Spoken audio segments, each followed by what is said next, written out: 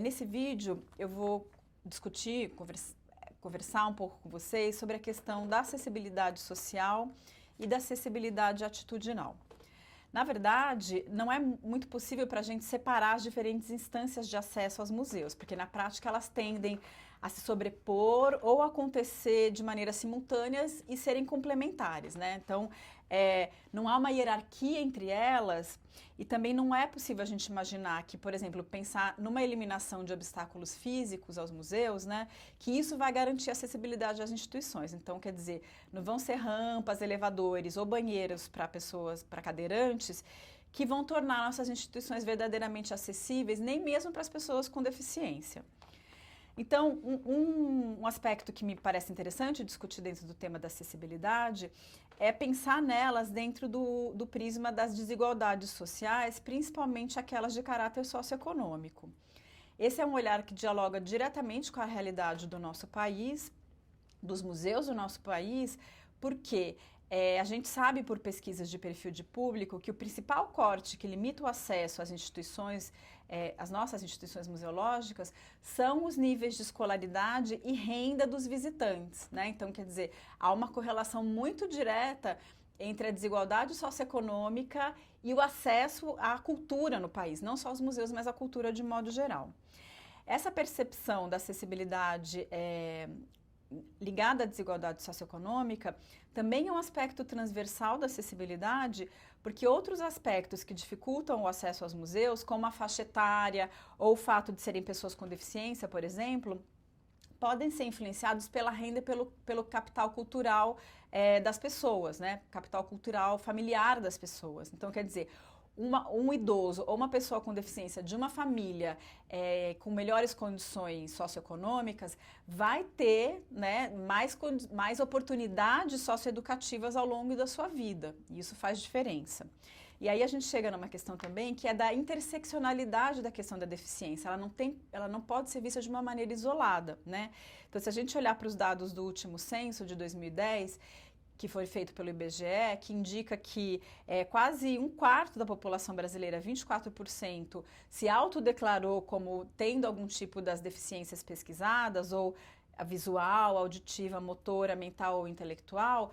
Olhando esses dados com mais atenção, num microscópio, a gente percebe exatamente essa interseccionalidade, porque desses 24%, quase 70%, 68%, naquele momento tinha 65 anos ou mais, ou seja, eram idosos, e 61% não possuía instrução escolar ou tinha apenas ensino fundamental incompleto.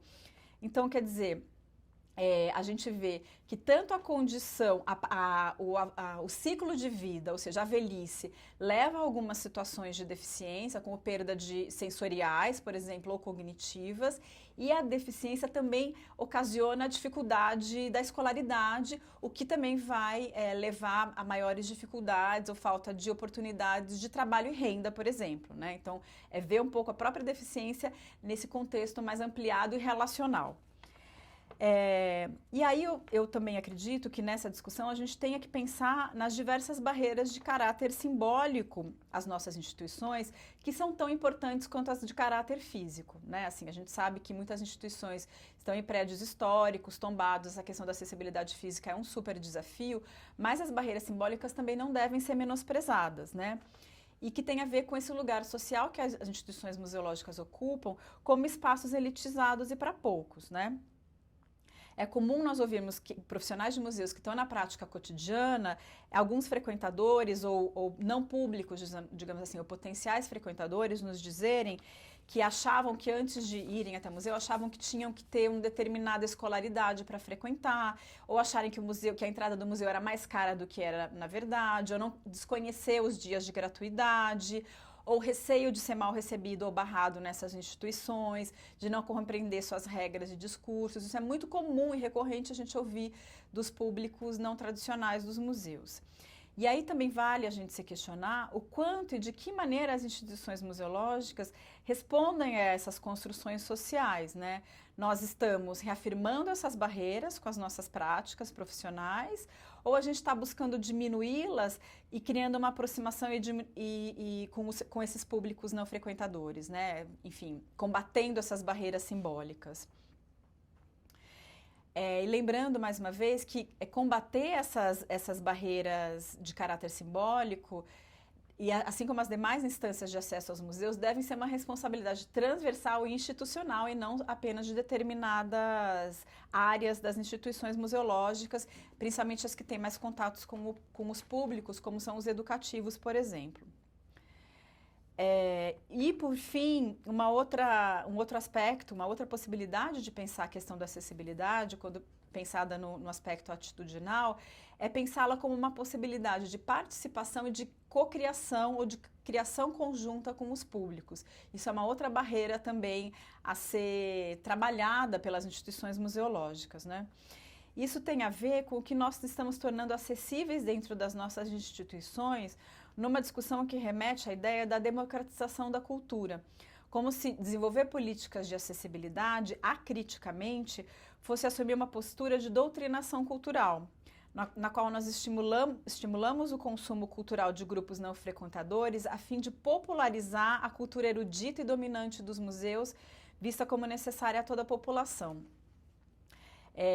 Eu acredito que alguns casos de projetos de acessibilidade caminhem nessa linha, mas eu não acho que nós possamos generalizar todos eles desse ponto de vista, né? A partir desses pressupostos conceituais e intencionalidades, né?